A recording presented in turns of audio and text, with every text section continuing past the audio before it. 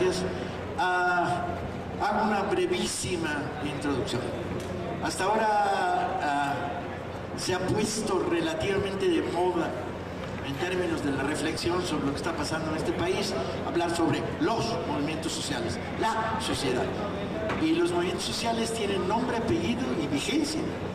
A la pregunta de, bueno, ese gran movimiento social del 132, pues subió como espuma, pero se apagó.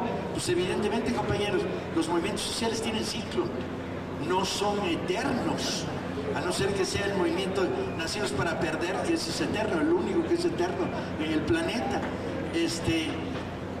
Y entonces, ¿cuál es la interacción de los movimientos sociales? El falso debate, partidos no, movimientos sí. Pues el PRI, los movimientos como que no se llevan, ¿no? Pero en general, la concepción de confrontar el concepto movimiento social, el concepto partido, la concepción de confrontar el concepto partido a los movimientos, la idea de que estos últimos años han sido años de tremenda andadura, de lucha continua, en la medida en que el proyecto neoliberal avanza, los intentos de respuesta. Tienen la palabra nuestros panelistas. ¿Quién abre fuego? Tú.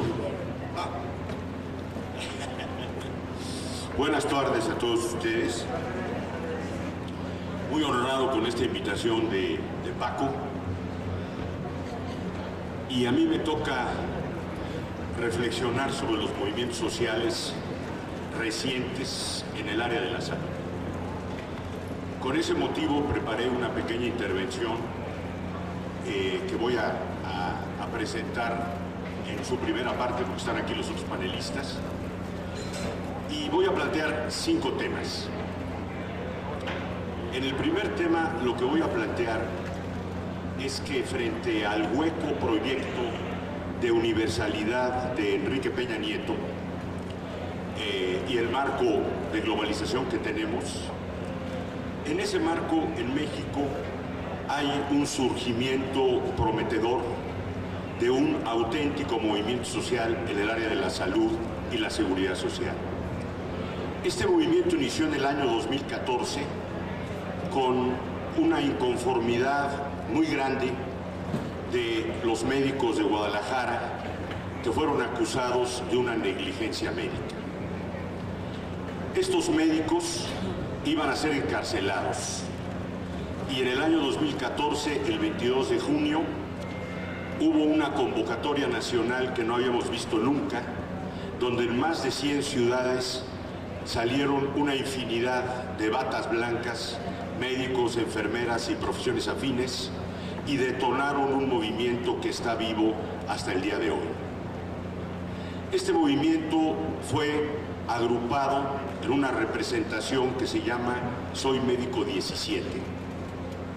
Este grupo, básicamente de médicos, presentó un pliego petitorio que, como es tradicional, la Secretaría de Salud, en ese momento a cargo de Mercedes Juan, le dio un trámite burocrático de tercer nivel. Pero el movimiento prendió. Solo 4 meses después, en noviembre del año 2014, nuevamente un craso error de gobierno, un intento para frenar un programa de profesionalización de la rama de enfermería, detonó la segunda gran movilización del año 2014. En ese momento, 300,000 enfermeras que deberían ser beneficiarias de este programa, no salieron todas, pero salió una representación enorme también en esta segunda oleada de batas blancas. Como en la primera ocasión, el gobierno mexicano mostró que está muy por detrás de la sociedad al tramitar estas demandas, no solo genuinas, sino nacionales y además de una profundidad extraordinaria. Esto fue lo que sucedió en el año 2014. Y a partir de ese año tenemos una serie de evidencias que llegan hasta nuestros días que me permiten pasar a tratarles el segundo tema que preparé para hoy. Si eso fue lo que pasó, ¿qué es lo que muestra lo que pasó? Pues lo que muestra es la presencia en México de un frente de operación de los servicios, un frente de profesiones aliadas que se va a volver a manifestar justamente este domingo en infinidad de ciudades del país. Este frente operativo es nuevo. Este frente operativo tiene un mensaje fresco y es absolutamente un relevo generacional. Su principal virtud es que este frente es un frente que de entrada está dejando atrás los discursos previos que han calificado todo lo que pasa en la salud y la seguridad social como procesos de desmantelamiento y privatización. Sin lugar a duda, eso se ha hecho. Pero este frente de operación Lozano, lleno de trabajadores activos jóvenes, médicos, enfermeras y profesiones afines, radiólogos, laboratoristas, camilleros, este frente trae algo nuevo que decir. Lo que trae nuevo es un grupo de pliegos, el pliego del movimiento Soy Médico 17, el pliego de la rama de enfermería. Estos pliegos representan una absoluta novedad en el debate de las políticas públicas en esta materia. Por supuesto que asumen que los procesos de privatización y desmantelamiento están en curso, pero estos jóvenes están hablando desde el frente de operación, conocen los servicios, saben lo que está fallando, conocen perfectamente lo que hace falta y le están hablando a la sociedad con un mensaje nuevo. El centro, el corazón de este mensaje es la emisión de una especie de cápsula sencilla. No estamos peleando nuestras condiciones de trabajo, estamos peleando poder trabajar bien para poder atender a la población bien. Eso no se había dicho nunca con esta precisión en ninguno de los movimientos que en esta área empiezan evidentemente en 1964.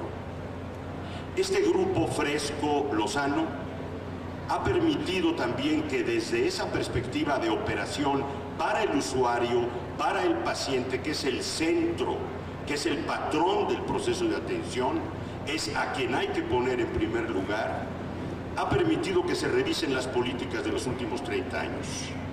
Y queda claro que desde su plataforma, las políticas de los gobiernos priistas, de la alternancia panista y nuevamente con Peña Nieto priistas, son exactamente lo mismo en términos de no cumplirle al destinatario principal de los pliegos de esta movilización. Ese es justamente el usuario, el derechohabiente o el paciente. A mi manera de ver, lo más importante de lo que estamos viendo en estos movimientos sociales es eso. Es un frente de operación que está dinamitando el discurso de gobierno de hace 30 años, que está estructurado a partir de una especie de recetario tecnoburocrático resumido en las recomendaciones de la Fundación Mexicana para la Salud, del doctor Guillermo Soberón y por supuesto de la Organización para la Cooperación Económica, actualmente en manos de Gurría, pero empujada vivamente por el secretario de Hacienda mexicano, José Antonio Meade. Estos movimientos son nuevos. Estos movimientos están hablando un lenguaje profundo y están denunciando esas políticas y están proponiendo alternativas diferentes. Como movimientos sociales, me parece a mí que lo más interesante es ponerlos en efecto en lo que planteó Paco Taibo, en la relación con los partidos políticos. Y lo que diré a continuación no es grato ni es amable. La actitud de los partidos frente a estos pliegos ha sido nula, o en el mejor de los casos descalificatoria, o en el peor de los casos de uso de esos movimientos para propósitos estrictamente partidarios.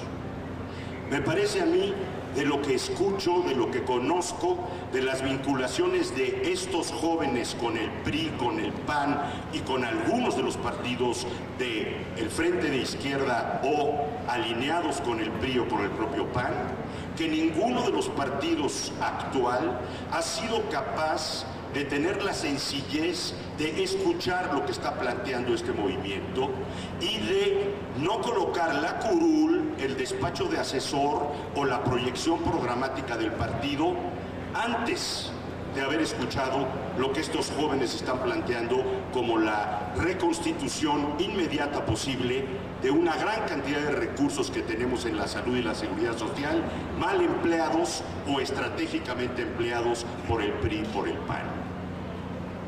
Esta nota es sumamente importante. La actitud de los legisladores en general como partidos es una actitud de recibir estas movilizaciones para traducir en programa de su partido o para presentar por su partido lo que tiene una naturaleza completamente diferente. Lo que los jóvenes están llevando son propuestas de contradiagnóstico y necesitan recámaras de resonancia que estos partidos no están poniendo en lo absoluto al servicio de ellos. Esto me parece a mí que es una muestra más de la enorme distancia que hay entre todos los partidos y estos movimientos. El movimiento 2014-2016 no es el primero que ha habido en la historia reciente de la defensa de la seguridad social.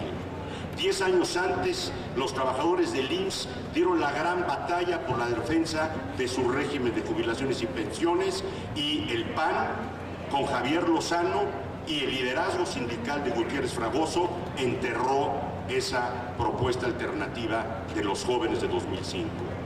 En 2007, nuevamente, en la batalla que defiende el ISSSTE, pudimos ver infinidad de batas blancas jóvenes amparándose y ganando lo que hoy día llamamos el artículo 10º transitorio.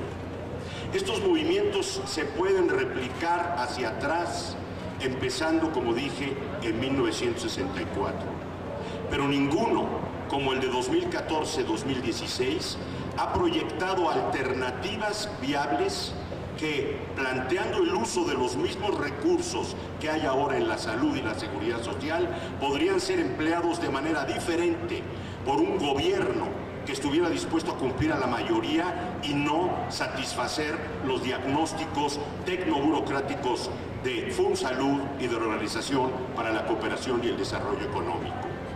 A mi manera de ver, esta movilización, que es el tema interesante que propuso Paco para tratar hoy, muestra que los partidos políticos tienen todo para respetar movimientos y para salirse de la comunidad de sus curules y escuchar en el frente de operación junto con ellos qué es lo que se puede construir. Por el contrario, lo que esperan son trabajos de asesoría caros, asesores caros, recomendaciones complejas, y no tienen la menor idea como partidos de qué es lo que ocurre cuando un paciente ingresa al sistema de salud, sea con la credencial del IMSS, del ISSSTE, con el Seguro Popular, o incluso atendiendo la alta medicina privada o el fenómeno nuevo que tenemos, que son 15,000 consultorios adyacentes a las farmacias. La ausencia de diagnóstico de los partidos, desde mi punto de vista, es un escándalo nacional en materia de salud y seguridad social. Allí están esos jóvenes se han acercado. ¿Qué partido los va a escuchar? ¿Qué partido va a llevar esta demanda como movimiento social? Me parece que esa dinámica es compleja. Los movimientos sociales no son partidos, se extinguen en cuanto llegan a los partidos. Y los partidos, en la medida en que se desligan, son menos partidos y están cada vez más lejos de la sociedad.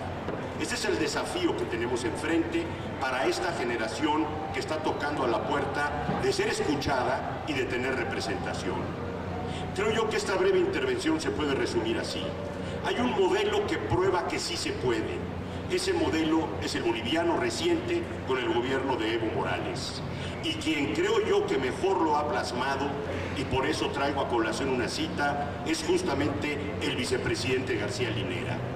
Él afirma con toda precisión: los movimientos sociales no pueden renunciar a la batalla de ser ellos los que conduzcan y articulen el sentido de lo universal, la voluntad de administrar lo común. Eso es justamente lo que en México están poniendo sobre la mesa estos jóvenes. Lo que están discutiendo es que la universalidad no solicitada a Peña, su universalidad restringida, está acompañada de una clara demanda social por tener mejores servicios. Ellos saben cómo se los podrían prestar. Quien está estorbando ahí, por supuesto, es el gobierno, Pero hasta ahorita también esos partidos sordos, cómodos, bien financiados, pero que respecto a la sociedad viva, lo único que tienen es una puerta cerrada. Muchas gracias por su atención.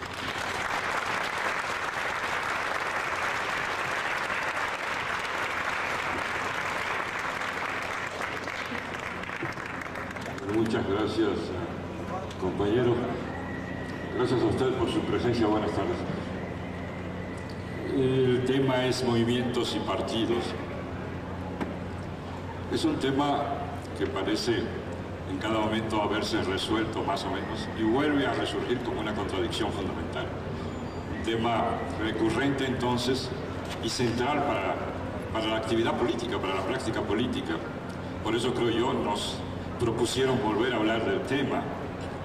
Y aquí creo que lo primero que tendríamos que hacer para hacer la comparación entre partidos y movimientos es precisar de qué estamos hablando en cada caso, ¿no? Porque me parece que si hacemos las comparaciones en bloque, nos abstenemos de ver justamente lo principal, y es el hecho de que en el campo de lo que llamamos movimientos sociales hay un conjunto de características muy específicas, peculiares, que conducen al menos a intentar una mínima tipología de lo que estamos hablando. Es decir, lo que hay al interior de eso que llamamos movimiento es muy diverso, heterogéneo incluso. Empezando por sus características.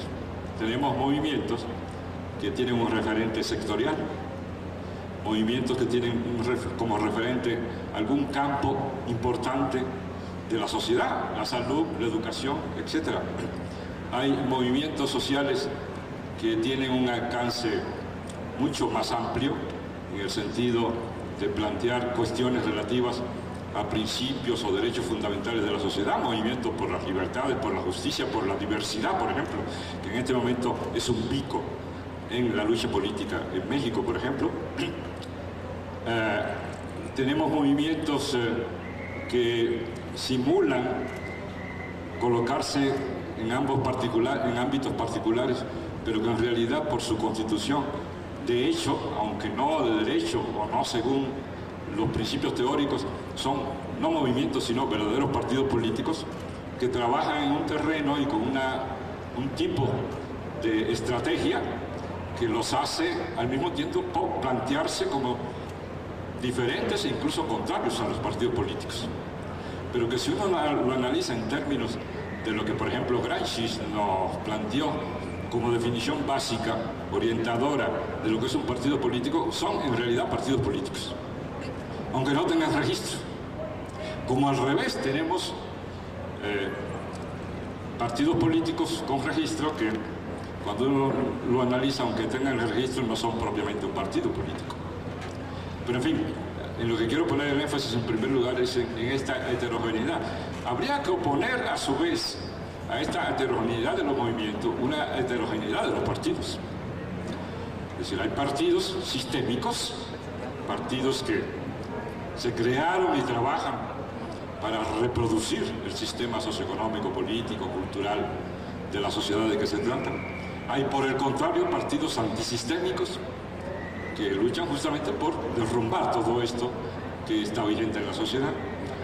Hay partidos que, planteándose como antisistémicos, tienen una estrategia que no implica colocar en el centro de su programa ese derrumbamiento sistémico, sino el de atacar alguna manifestación particular de ese sistema. Por ejemplo, la etapa neoliberal del capitalismo, y se plantean no como partidos anticapitalistas en primer término, sino como partidos antineoliberales, por ejemplo. Y luego, por supuesto, partidos que se dicen partidos, ya lo dije, y que en realidad no son nada que tenga que ver con los partidos políticos. Y aquí es donde habría que explorar las conexiones, porque es evidente entonces que un movimiento que tiene planteamientos muy cercanos a lo antisistémico, son abiertamente sistémicos, puedan tener acercamiento, acuerdos o trabajo conjunto, ni remotamente, con los partidos que a su vez son por naturaleza sistémicos. y invirtiendo en el argumento al revés, movimientos que no tienen un planteamiento sistémico, sino que al contrario se trata de hacer planteamientos conservadores, como por ejemplo los movimientos contra la diversidad que estamos viendo en México en este momento.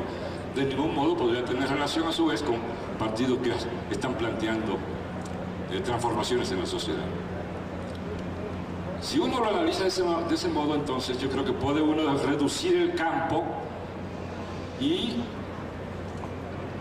circunscribirse a aquellos movimientos que podrían tener conexión con el mundo de los partidos políticos. Y un ámbito muy amplio en donde esta posibilidad es absolutamente imposible.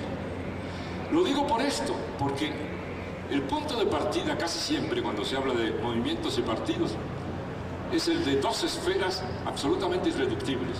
Es decir, dos esferas que no pueden conectarse ni pueden nunca actuar en conjunción. Y esto es lo primero que yo pongo en tela de juicio.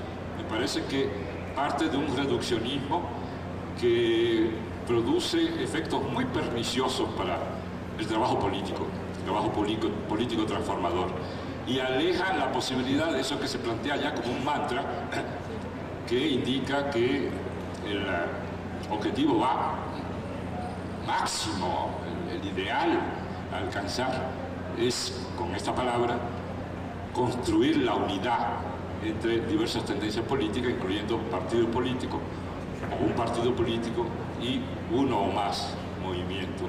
A mi juicio, esta unidad debe plantearse en el ámbito restringido en que movimientos y partidos pueden encontrar campos comunes de acuerdos y de acción.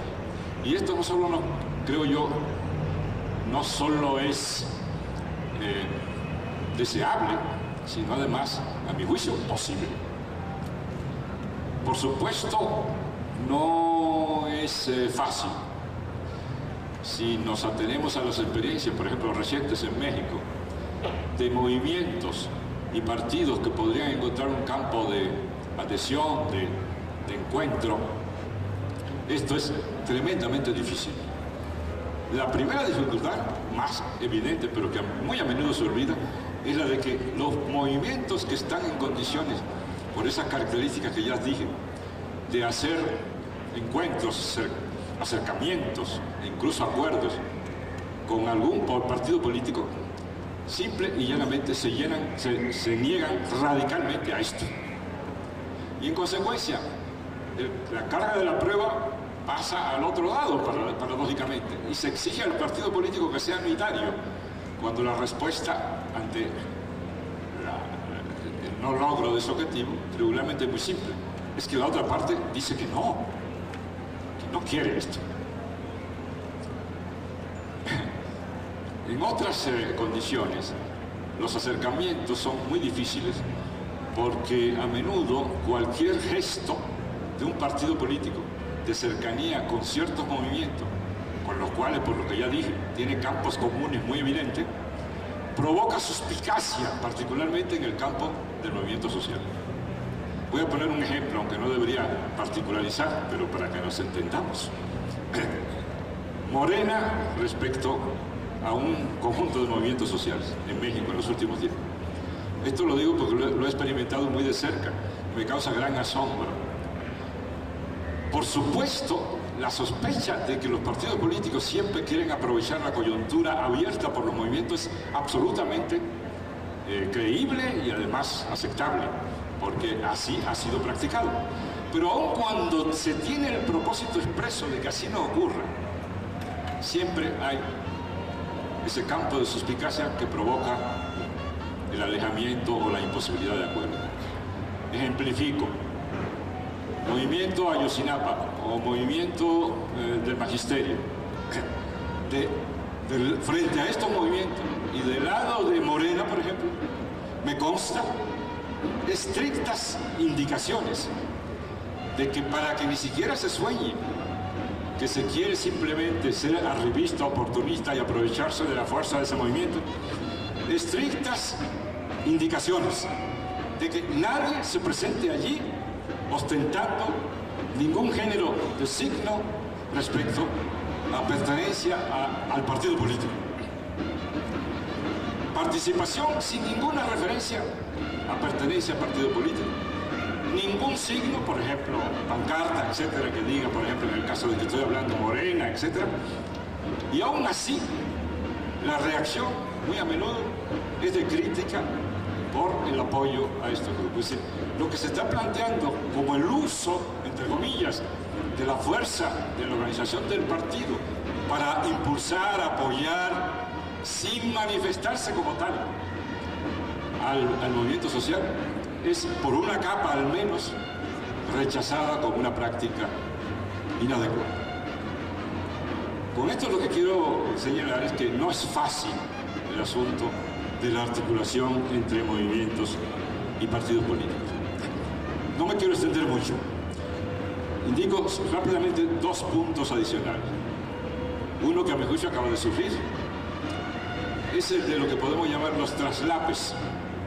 Habitualmente se asignan a los movimientos no solo características, sino formas de hacer política de manera absoluta, radical, como su naturaleza. Y por otro lado se dice que los partidos políticos son de una naturaleza especial que implica cierto tipo de práctica, de tácticas, de prácticas políticas. Por ejemplo, los movimientos no son electorales y en consecuencia participan en procesos electorales. Los partidos, por naturaleza, son electorales y participan en procesos electorales. Y esto se plantea como una regla. Sin embargo, cuando uno va al análisis concreto, encuentra que puede haber partidos políticos que no son partidarios de la elección y en muchas ocasiones movimientos que ni rechazan el proceso electoral y en algunos momentos sorprendentes como el que tenemos ahora plantean participar en procesos electorales. Esto es lo que ha ocurrido hace 3 días con el caso del ZLN, el movimiento zapatista, que después de pasar varias décadas en que había planteado un rechazo a participar en movimientos, en procesos electorales, hace unos 3 días dice, vamos a hacer una consulta para definir una candidata para participar en su candidato independiente en el proceso electoral de 2018. Y esto no solo causa confusión, sino incluso reacciones a veces muy irracionales de combate al que tomó esta decisión, como si esto fuera verdaderamente un pecado político, etcétera, etcétera, etcétera. Yo, por ejemplo, a mi juicio, lo he dicho en la red, el que el ZLN haya tomado esta decisión no me parece ni inadecuado, en principio, ni algo de lo que debamos escandalizarnos, ni por supuesto debe ser planteado como, desde el punto de vista de Morena, como un problema para Morena. Bienvenido a la participación. Y las consecuencias que resulten, los efectos que resulten de esto, serán, desde luego, los costos o los beneficios que tendrá que asumir la organización, el movimiento que plantea esta especie de golpe de timón. Vamos a ver si esto finalmente se concreta.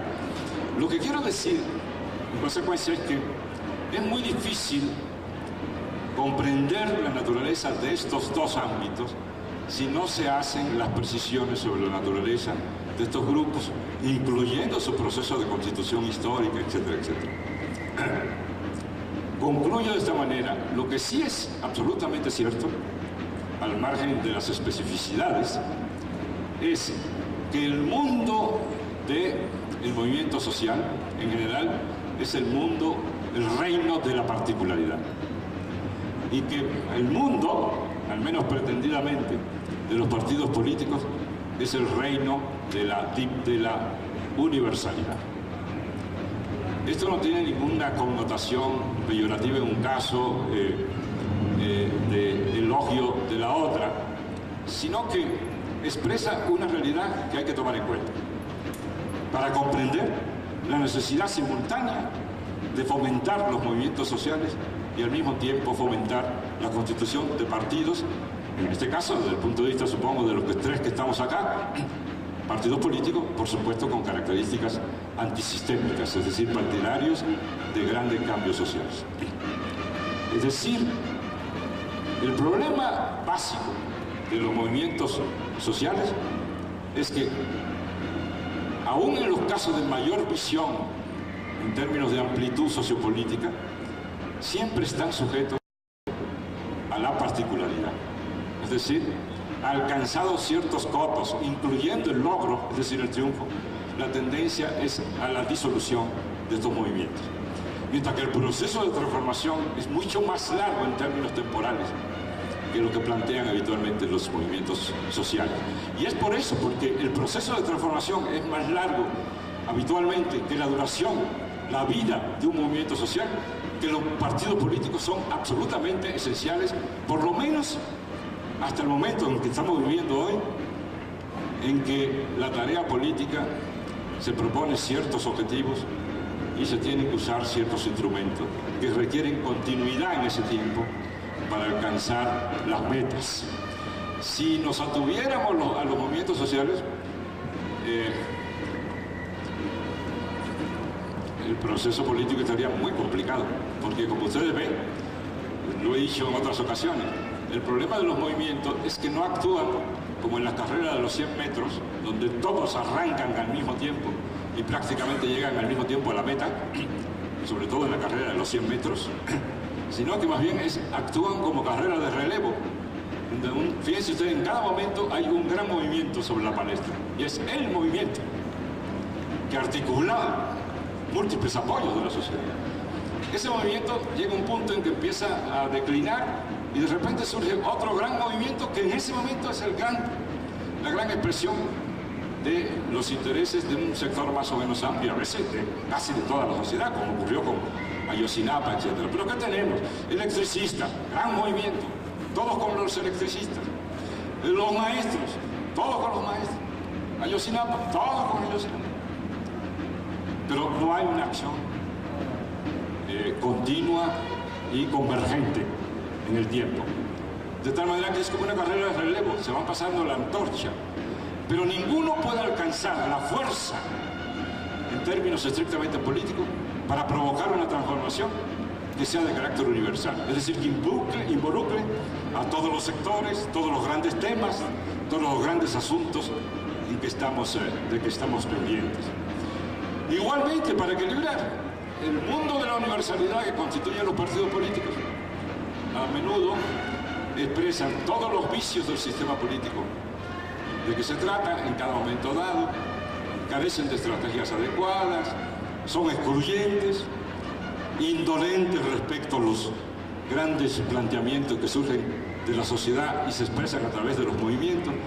Por lo tanto, la conclusión que debemos sacar, por lo menos en términos teóricos, antes de entrar a analizar cosas más concretas, es que el mundo ideal en términos de la lucha política es un mundo en donde los partidos políticos involucren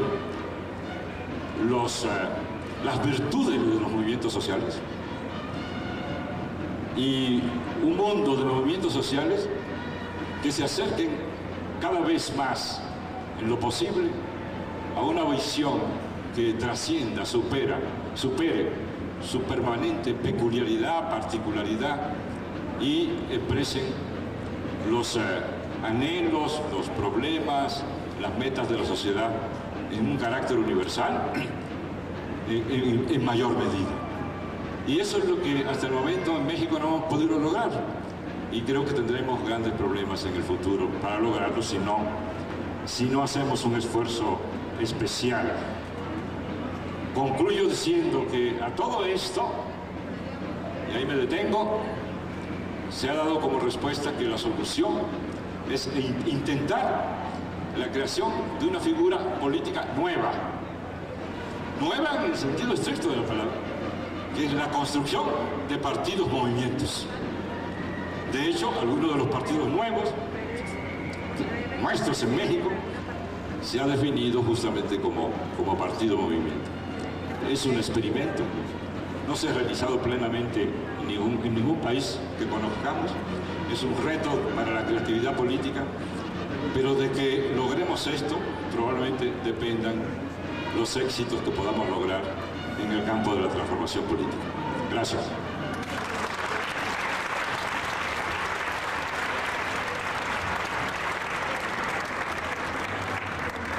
Buenas tardes, una vez más hay que agradecer a la Brigada Paralela de Libertad que haga posible este tipo de reuniones y este tipo de discusiones aquí en el Zócalo, en el mero corazón de esta ahora Ciudad de México y de este país de algún modo.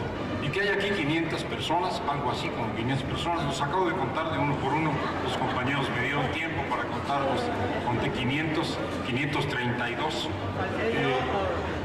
Están queriendo escuchar un debate sobre movimientos y partidos.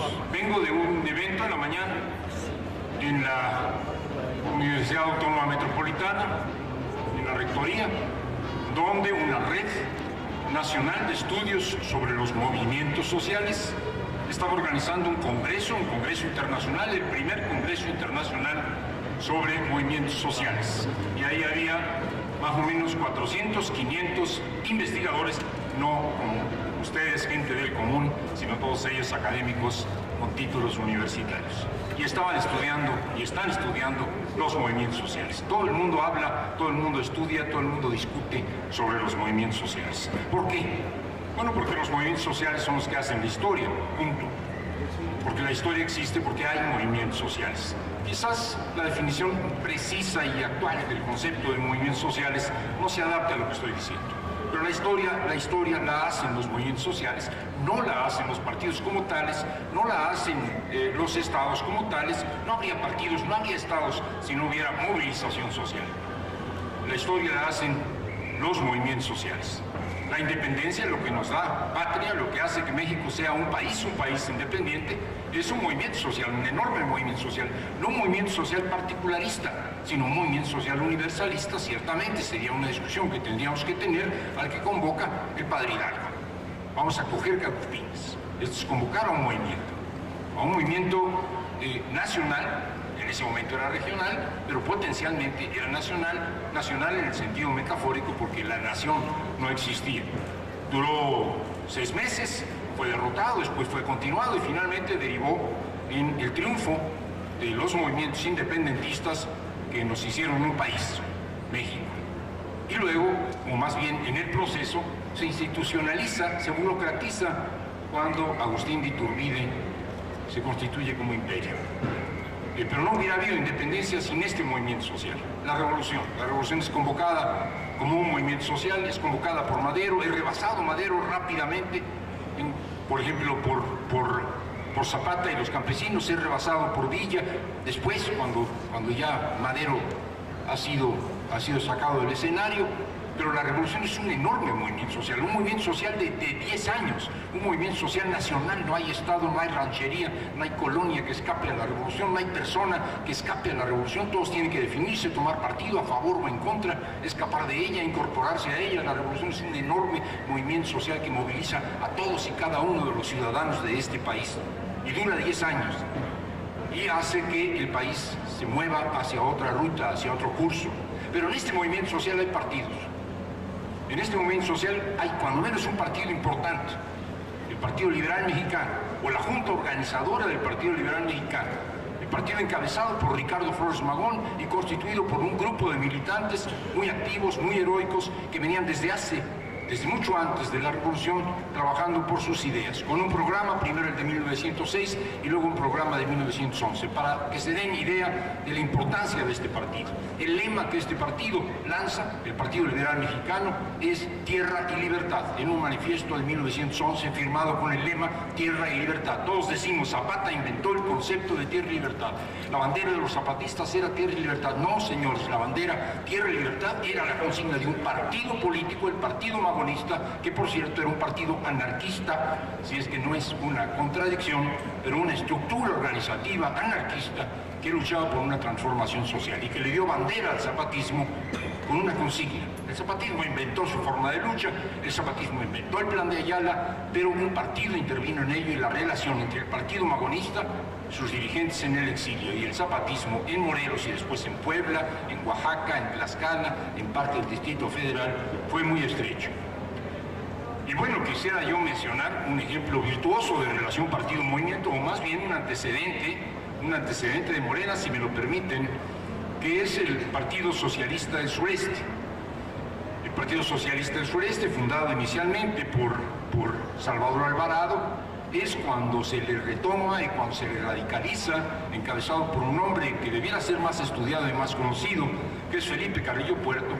El Partido Socialista del Sureste es un partido-movimiento, absolutamente un partido-movimiento. El Partido Socialista del Sureste no hubiera existido sin las ligas de resistencia. ¿Y qué eran las ligas de resistencia? Los organismos de base de ese partido.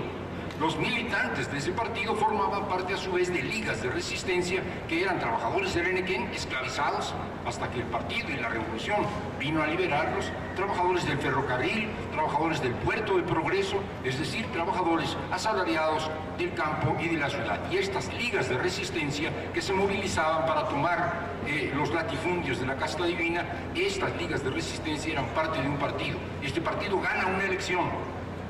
No llega al poder apoyado por el gobierno central y sus soldados, podía haberlo hecho, gana una elección. Carrillo Puerto dice, podemos tomar el poder porque tenemos el apoyo del Ejército Federal, pero no vamos a tomar el poder en Yucatán porque tenemos el apoyo del Ejército Federal, porque es un golpe de Estado, aunque sea de izquierda. Vamos a ganar una elección, y ganan una elección, y barren una elección, y Felipe Carrillo Puerto, que encabezaba el partido, encabeza el gobierno. Y probablemente no se jodió porque duró poco y lo mataron. Pero mientras duró, ese gobierno era un gobierno del movimiento, era un gobierno del Partido Socialista del Sureste, e hizo cambios que algún día habrá que platicar con más amplitud. Y si nos vamos un poquito más adelante, lo que tenemos es un gobierno el de Cárdenas. Cárdenas gobernó bien, Cárdenas era honesto, Cárdenas gobernaba para el pueblo, Cárdenas era nacionalista, Cárdenas era solidario con las luchas de otros países, pero Cárdenas sobre todo tuvo una virtud que no tuvo ningún otro gobierno nacional en la historia del siglo XX mexicano, y es que supo convocar al pueblo, que supo apoyarse en el movimiento social. No era muy demócrata en cuanto a la relación con los sindicatos, esto no, pero sí era un hombre sensible y era un hombre capaz de movilizar al pueblo por causas que reivindicaba como gobierno. No hubiera habido reparto agrario, sobre todo no hubiera habido reparto agrario en la laguna, si los trabajadores de las fincas algodoneras de la laguna no se hubieran ido a la huelga, no se hubieran ido al paro. El gobierno no podía expropiar esas tierras si no había un movimiento social que se lo exigía. No habría habido expropiación de la industria petrolera si no se hubieran ido a la huelga los trabajadores de la industria petrolera. No hubiera habido posibilidad de resistir las presiones del imperio, de todos los imperios habidos y por haber, en relación con la nacionalización de la industria petrolera, si no hubiera habido un movimiento social que lo apoyó. Si no hubiéramos tenido aquí, en el Zócalo, a las masas apoyando a su gobierno. Y esta es una relación virtuosa. Y no por echarle porras, pero aquí el gobierno de esta ciudad, el gobierno de Andrés Manuel López Obrador, se está empezando a volver una leyenda urbana. El de Cárdenas es un mito, el de López Obrador de momento nada más una leyenda. Y es una leyenda porque era transparente, sí, porque era honesto, sí, porque trabajaba por la equidad, sí, pero sobre todo por una razón sin la cual no hubiera trascendido históricamente el gobierno de Andrés Manuel. Porque el pendejo de Fox se le ocurrió sacarlo de la jugada mediante una acción de desafuero, cosa que todos ustedes saben. Y esta pendejada de Fox obligó al observador a convocar al movimiento social. Y si somos chilangos, participamos en el movimiento social porque se respetara al gobierno que nosotros habíamos elegido. Y porque se respetara su derecho en todo caso, y si así lo decidíamos nosotros y el resto de los ciudadanos, a que fuera candidato para la presidencia de la República. El tratar de sacarlo de la jugada significó que el observador convocara y con éxito un movimiento que fue mucho más allá del PRD, del cual él había sido candidato. La manifestación del millón, si alguna manifestación se ha acercado al millón fue esa, quizás no tuvo el millón, quien lo contó, y ahorita conté 500, pero no conté el millón de esa manifestación. López Obrador, Paco dice que él sí los contó, no lo dudo. Entonces, tenemos una relación, Estado incluso, Estado-movimiento, partidos-movimientos, partidos que son movimientos, como el caso del Partido Socialista del Sureste, partidos que se alían con movimientos o se diluyen en movimientos. La relación es tensa, la relación es conflictiva, la relación es difícil, pero es posible. Tuvimos hace unos días ustedes viven aquí se habrán dado cuenta, si viven en ciertos lugares de la ciudad lo habrán padecido, una movilización campesina, una fuerte movilización campesina. No es nada raro, los campesinos viven en movimiento, los campesinos son movimiento, movimiento de protesta, movimiento de presión. Y son eso porque los campesinos no pueden subsistir, porque no son asalariados, porque no viven de su propio trabajo, sino en un contexto de producción agropecuaria que tiene que comercializarse sin políticas públicas. Y los gobiernos nunca han cedido, si no es cuando los campesinos presionan. Y estuvieron aquí hace una semana, era el movimiento llamado El Campo es de Todos, son 25 organizaciones, organizaron seis columnas, la columna Pancho Villa, la columna que salió de Zacatecas, la columna José María Morelos, que salió de Jalisco, la columna Lucio Blanco, que salió de Tamaulipas, la Felipe Carrillo Puerto, correctamente, que salió de Tabasco, la Benito Juárez de Oaxaca, la Emiliano Zapata de Morelos. 6 columnas, 30,000 campesinos llegaron a esta ciudad. Decenas, cientos, miles de kilómetros caminados por brechas, por caminos malos, mal comidos, porque los campesinos son pobres para venir aquí a protestar. Y vinieron y se enfrentaron a las diferentes secretarías y trataron de negociar. Algunos discutimos mucho el carácter de estos movimientos. Son movimientos que en gran medida lo que buscan es, por ejemplo, incidir sobre el presupuesto, tratar de que haya más recursos para el campo, lo que es legítimo, o negociar de manera bilateral después con el gobierno sus derechos como campesinos. Sin embargo, ahí estaban 30,000 campesinos hace unos días en la Ciudad de México. Y uno dirá, bueno, ¿y los partidos qué? Estos campesinos fueron y tocaron a las puertas del PRD, hicieron un plantón enfrente de las puertas del PRD diciendo que a ver si los apoyaban. Y finalmente el PRD dijo, sí, los voy a apoyar.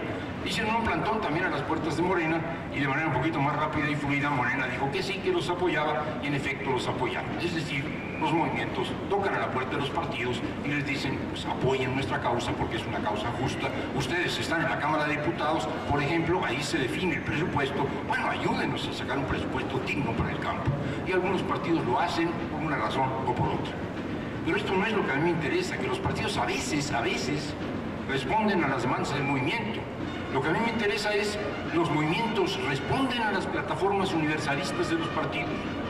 Los movimientos de los maestros se proponen echar para atrás una reforma educativa que pone en cuestión no solo la educación pública, gratuita, sino que pone en cuestión su materia de trabajo y sus derechos laborales.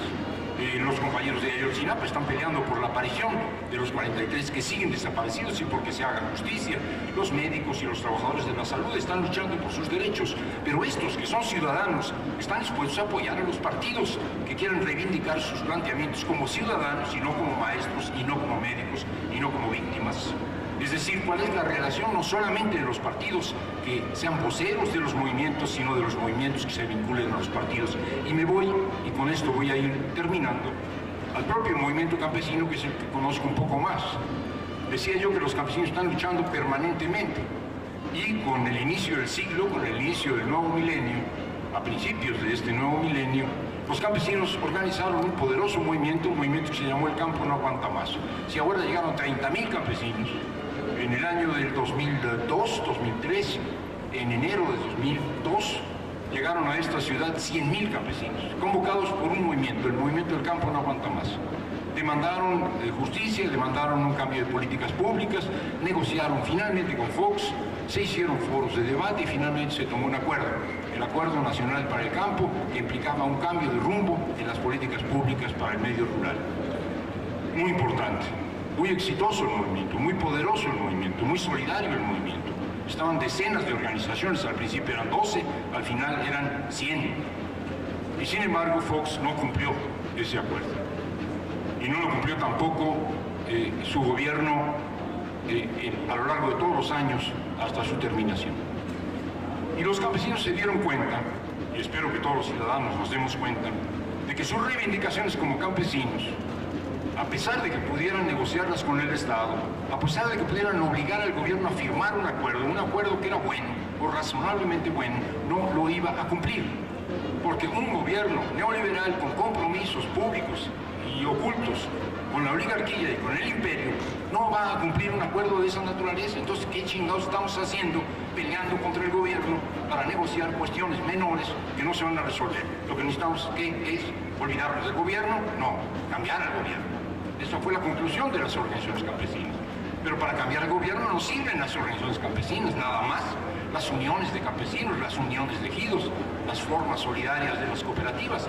Con eso no cambiamos un gobierno. La única forma de cambiar un gobierno es hacer política, y la política la hacen los partidos.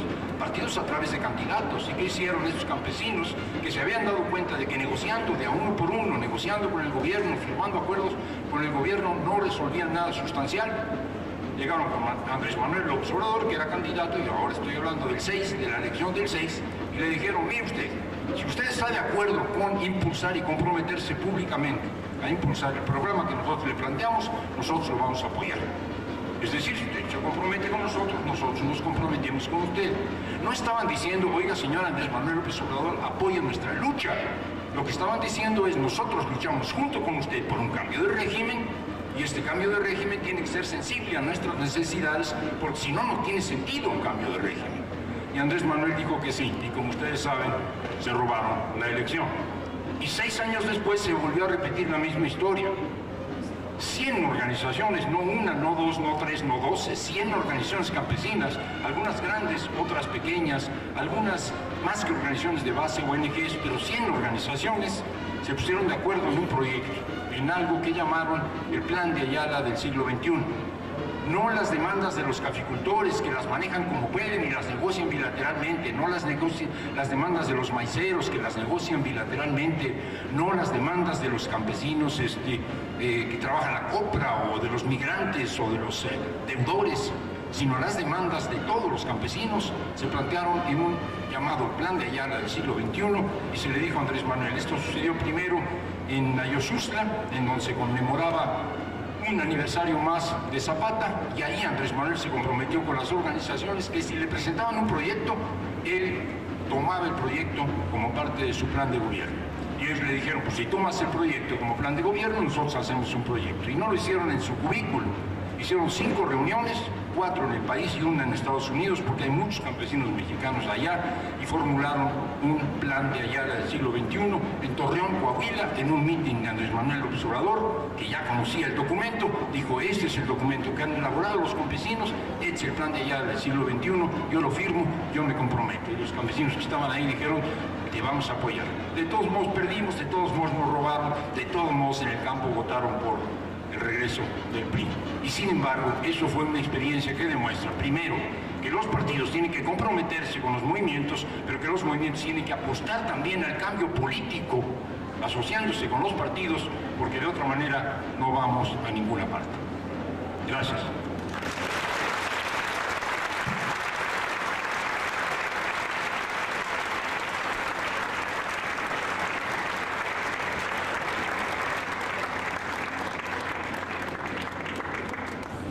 Supongo que se vale que ustedes participen, ¿no? Entonces, no se vale.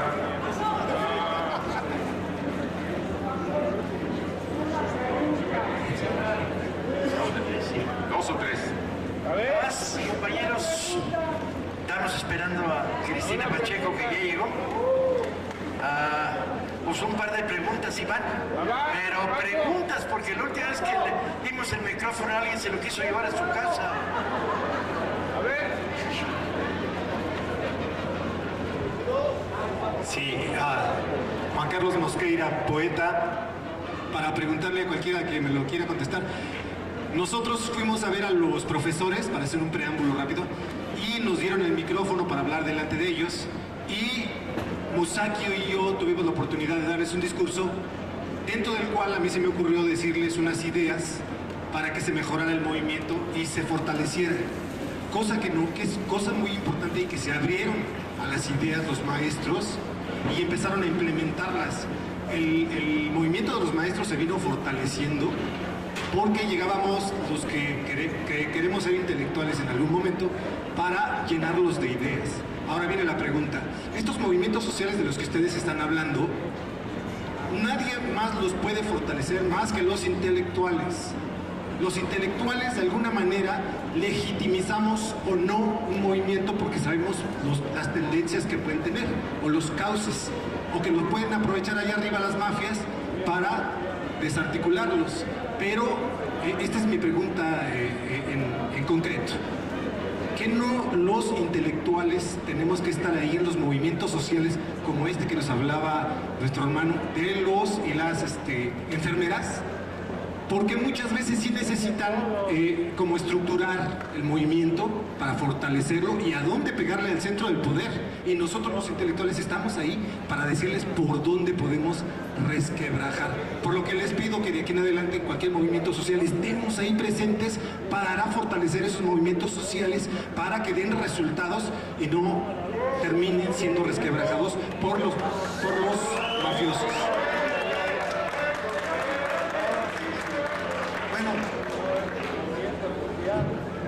Han tocado puntos muy importantes, fundamentales para hacer un cambio de sistema y de régimen. Y son la unión de todos los sectores, campesinos, indígenas, sindicatos y partidos. Y todos en general de la sociedad. Mi pregunta va a eso.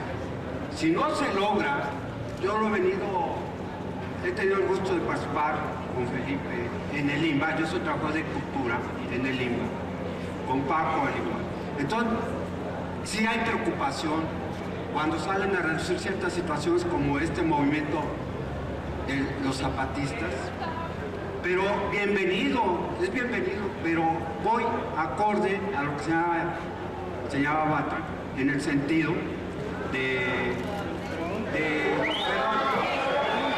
la pregunta básica. Los intelectuales son fundamentales para este cambio. Es fundamental que convoquen a todos estos sectores. Sin ello va a ser muy difícil si no cambiamos este régimen. Bueno, primera precisión, los movimientos sociales también hacen política. No es monopolio de los partidos políticos hacer política. Yo creo que es un error en ese sentido. Y yo soy luchador social, entonces por lo tanto soy 132, soy ESME, soy Ayotzinapa, soy Nochistlán, soy todos los movimientos sociales. Y entonces, la verdad, los partidos políticos se quieren abrogar la actividad política como si fueran los poseedores de la verdad. Y entonces, los movimientos sociales existen independientemente de los partidos políticos y de los intelectuales. Hay que reconocerlo, hay que reconocerlo. Y por último, ¿por qué se dice? Hay que los movimientos sociales toquen la puerta, que los movimientos sociales se vinculen. No, es algo mismo circunstancial, es paralelo, no es uno y otro, no son enemigos. Y además otra cosa importantísima, que asuma Morena su responsabilidad para el 18 y no que empiece a decir, y yo soy de Morena, y no que empiece a decir que los zapatistas asuman su responsabilidad. Por favor, nosotros no vemos, y soy Morena y soy luchador social, no se ha demostrado o no han dicho los dirigentes de Morena cuántas casillas no defendemos. 2006 y 2012 yo estuve en una casilla y lo puedo demostrar. Y entonces, no, Morena, si no cuida los votos, va a pasar lo de que Veracruz asuman su responsabilidad. A ver, ahora sí voy a hacer una pregunta. Quería preguntar si dentro de ese foro donde se están estudiando los movimientos sociales, integraron el movimiento que ha surgido muy fuertemente en Veracruz de jubilados y pensionados, en este caso Copipep, que nace y surge como asociación civil para luchar por lo que nos acaban de robar en el Instituto de Pensiones del Estado. Es mi pregunta. Gracias.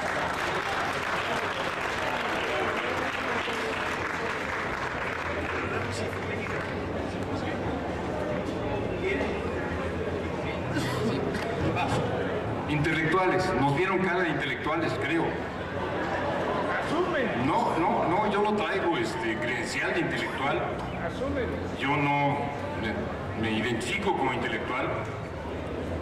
Y cuando trabajo con un movimiento como el movimiento de los maestros, carajo, reconozco para empezar que ellos son intelectuales. Nada más faltaba que los maestros no fueran intelectuales. ¿O qué son?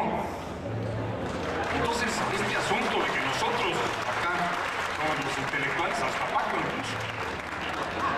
Todos somos intelectuales y los demás no son intelectuales, me parece una estupidez.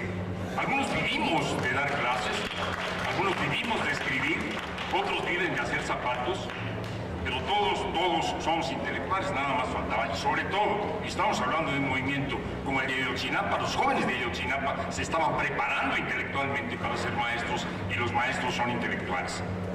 Dos, los intelectuales no tienen nada que llevar a los movimientos desde su cubículo, desde su cabeza, desde sus libros. No hay ninguna autoridad para llegar y decir, oigan, escúchenme, porque yo voy a hacerles buenas recomendaciones. Uno tiene que estar en el movimiento, uno tiene que participar en el movimiento, uno tiene que solidarizarse con el movimiento. Y si le preguntan cómo la ves, uno dice lo que piensa. Y esto que piensa lo saca de procesar, igual que cualquiera de los demás, lo que está pasando. Entonces sí, se requiere que los diferentes niveles de formación educativa, de participación, se vinculen. El otro asunto de que todos hacemos política, no solo los movimientos sociales, no más faltaba, yo hago política, claro que hago política. Yo salgo a tirar la basura, si no llega la basura, con los vecinos y las vecinas, porque les han encargado a las vecinas que tienen su basura, nos organizamos y hacemos política para exigir que pase el cabrón camión de la basura. Y si una señora dice, ¿y por qué yo abajo y tú arriba? Y su marido dice, pues a ver, convénceme, están haciendo política, sí, ya agarraron la onda. Hacemos política todo el día, hacemos política en el catre, hacemos política en la parada de la esquina, hacemos política todos. Bueno, sí, pero esto es vulgarizar, esto es decir, la política se hace todo el tiempo, en todas partes y todos. Pero hacen política de cierta forma los movimientos sociales y hacen política de otra forma los partidos políticos. Y si los movimientos sociales no hacen su propio estilo de política, jodidos estaríamos. Si un movimiento social, como por ejemplo el de los maestros, frente al problema de que necesitan negociar una serie de demandas que empiezan con la abolición de una reforma educativa que los jode, pero que tienen otros contenidos. Si un movimiento como este dice, por ejemplo, haciendo política, como dijo Andrés Manuel López Obrador, que renuncie Chong, no está haciendo política sindical. Lo que dijeron en ese momento los maestros es, espérate, que no renuncie Chong, que se siente a negociar con nosotros. ¿Qué onda? ¿Quién hace política? López Obrador hace política y dice, el responsable interno de este país, de la represión en Oaxaca, es Chong y debe renunciar. Esa es política del partido. El sindicato dice, Chong es nuestro interlocutor, porque el cabrón secretario de Educación no es nuestro interlocutor, que no renuncie y que se siente a negociar con nosotros. ¿Es incompatible? No es incompatible. El uno es una corriente sindical y el otro es un partido político. Y hacen política unos y otros, y hacen política diferente. Y Andrés Manuel nos dijo, bola de cabrones, negocian con el asesino. Y tampoco ellos le dijeron, no andes diciendo que renuncie nuestro interlocutor. Unos y otros entienden bastante razonablemente que todos hacemos política de diferente manera. Y creo que si no entendemos que hacemos política de diferente manera y queremos que solo los que estamos en los movimientos sociales hacemos política, el compañero podía haber enunciado más camisetas, enunció como 4 o 5, podía haber enunciado 10, 50, 60 camisetas. Eso no significa un proyecto nacional, eso significa una suma de movimientos sociales, y una suma de movimientos sociales no es suficiente. Yo sí ya terminé.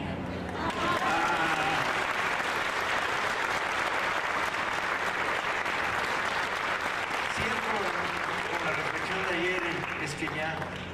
A ver, cuando uno tenía 15 años y era de izquierda y se comían las paredes con todo y el yeso, entrabas a un cuarto en la Facultad de Ciencias Políticas y mirabas y decías, no, aquel es anarquista, no, aquel es trotskista, pero de la línea rara, y buscabas la diferencia, porque el Estado nos quedaba inmenso, muy grande, burocracia, policías, el Senado, los gobiernos. Yo creo que ya maduramos, ¿no, chingar? Cuando yo entro a un cuarto como este, digo, ¿qué nos une? Y no lo que nos separa. Y nos une acabar con el proyecto neoliberal. Hay que pararlo, hay que devolverlo.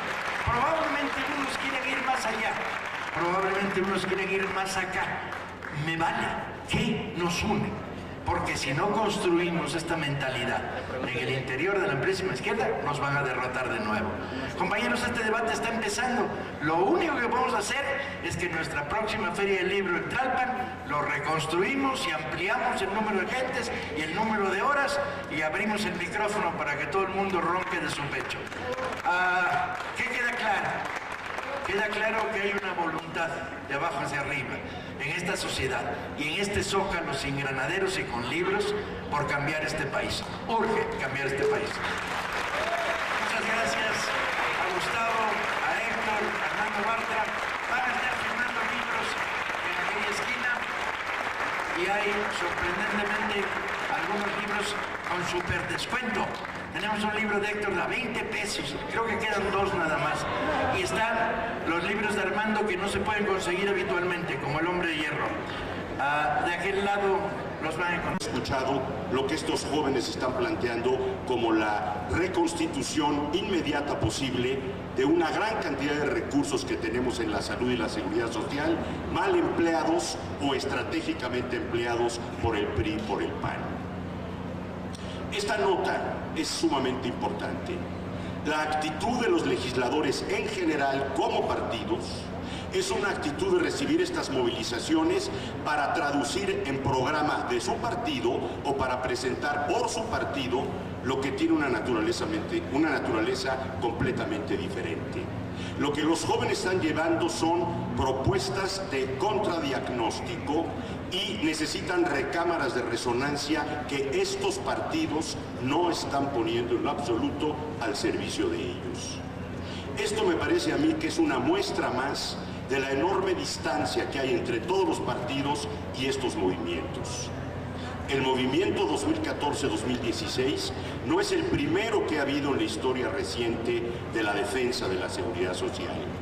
10 años antes, los trabajadores del IMSS dieron la gran batalla por la defensa de su régimen de jubilaciones y pensiones, y el PAN, con Javier Lozano y el liderazgo sindical de Gutiérrez Fragoso, enterró esa propuesta alternativa de los jóvenes de 2005.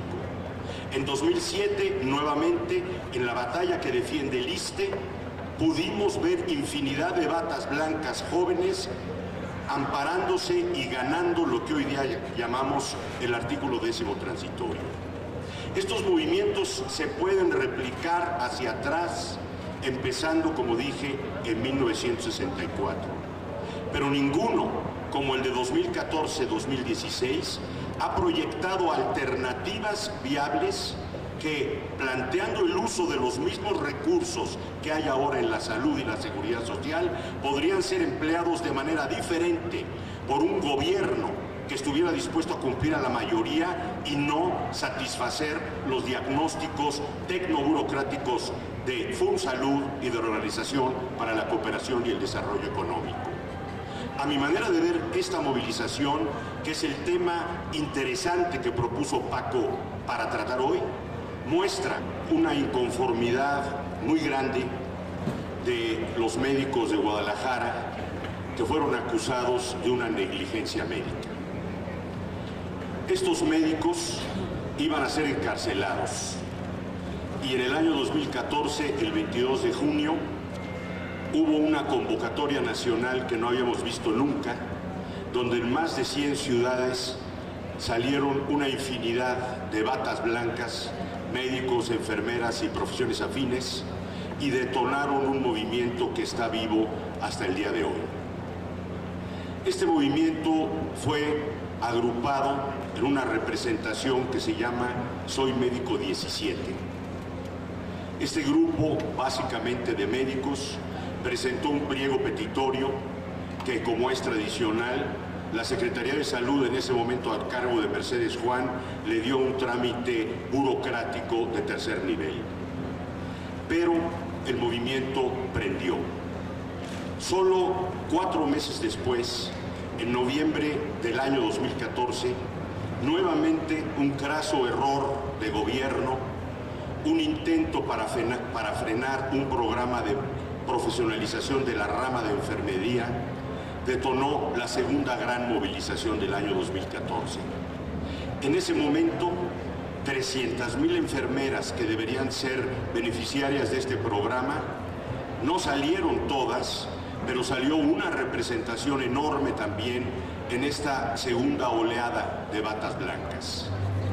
Como en la primera ocasión, el gobierno mexicano mostró que está muy por detrás de la sociedad al tramitar estas demandas, no solo genuinas, sino nacionales y además de una profundidad extraordinaria. Esto fue lo que sucedió en el año 2014 y a partir de ese año tenemos una serie de evidencias que llegan hasta nuestros días que me permiten pasar a tratarles el segundo tema que preparé para hoy. Si eso fue lo que pasó, ¿qué es lo que muestra lo que pasó? Pues lo que muestra es la presencia en México de un frente de operación de los servicios, un frente de profesiones aliadas. Gracias. Hago una brevísima introducción. Hasta ahora se ha puesto relativamente de moda en términos de la reflexión sobre lo que está pasando en este país, hablar sobre los movimientos sociales, la sociedad. Y los movimientos sociales tienen nombre, apellido y vigencia. A la pregunta de, bueno, ese gran movimiento social del 132, pues subió como espuma, pero se apagó. Pues evidentemente, compañeros, los movimientos sociales tienen ciclo, no son eternos. A no ser que sea el movimiento Nacidos para Perder, que ese es eterno, el único que es eterno en el planeta. Y entonces, ¿cuál es la interacción de los movimientos sociales? El falso debate, partidos no, movimientos sí, pues el PRI, los movimientos como que no se llevan, ¿no?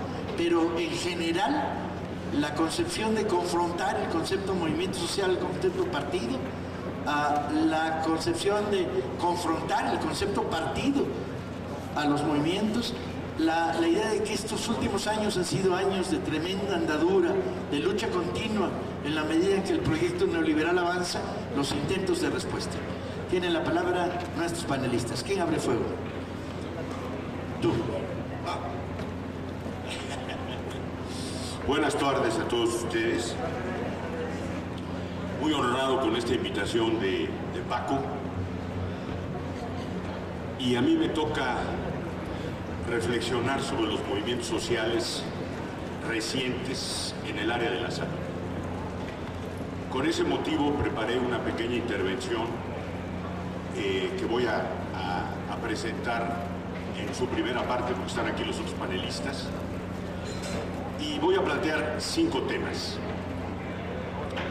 En el primer tema, lo que voy a plantear es que frente al hueco proyecto de universalidad de Enrique Peña Nieto y el marco de globalización que tenemos, en ese marco en México hay un surgimiento prometedor de un auténtico movimiento social en el área de la salud y la seguridad social.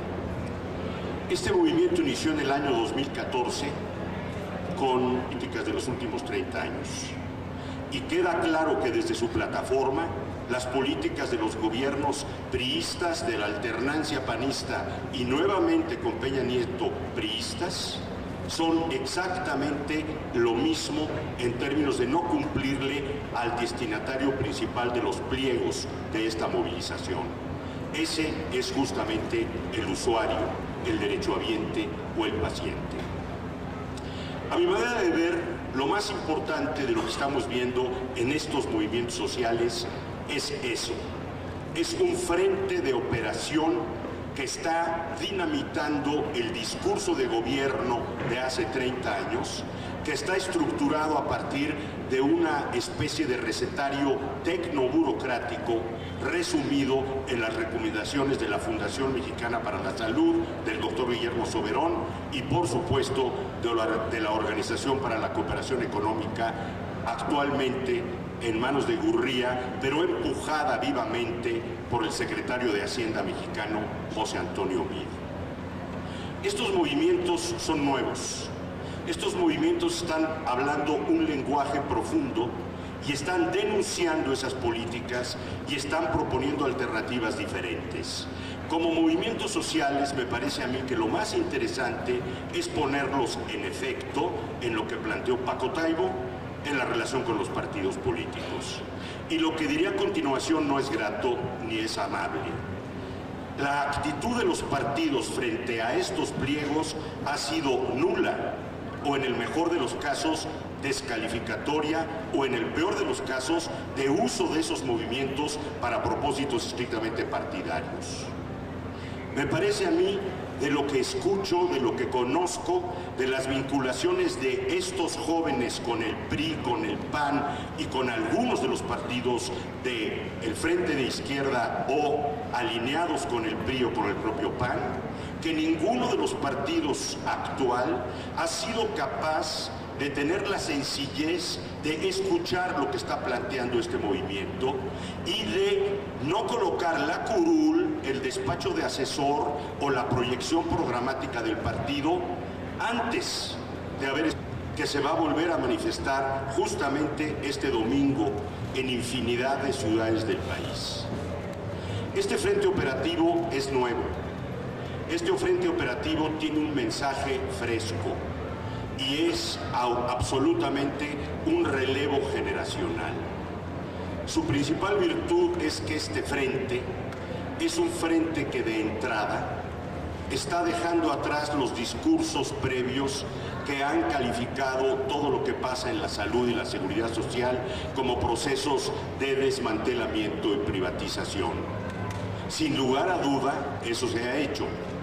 Pero este frente de operación Lozano, lleno de trabajadores activos jóvenes, médicos, enfermeras y profesiones afines, radiólogos, laboratoristas, camilleros, este frente trae algo nuevo que decir. Lo que trae nuevo es un grupo de pliegos, el pliego del movimiento Soy Médico 17, el pliego de la rama de enfermería. Estos pliegos representan una absoluta novedad en el debate de las políticas públicas en esta materia. Por supuesto que asumen que los procesos de privatización y desmantelamiento están en curso, pero estos jóvenes están hablando desde el frente de operación, conocen los servicios, saben lo que está fallando, conocen perfectamente lo que hace falta y le están hablando a la sociedad con un mensaje nuevo. El centro, el corazón de este mensaje es la emisión de una especie de cápsula sencilla. No estamos peleando nuestras condiciones de trabajo, estamos peleando poder trabajar bien para poder atender a la población bien. Eso no se había dicho nunca con esta precisión en ninguno de los movimientos que en esta área empiezan evidentemente en 1964. Este grupo fresco Lozano ha permitido también que desde esa perspectiva de operación para el usuario, para el paciente, que es el centro, que es el patrón del proceso de atención, es a quien hay que poner en primer lugar, ha permitido que se revisen las políticas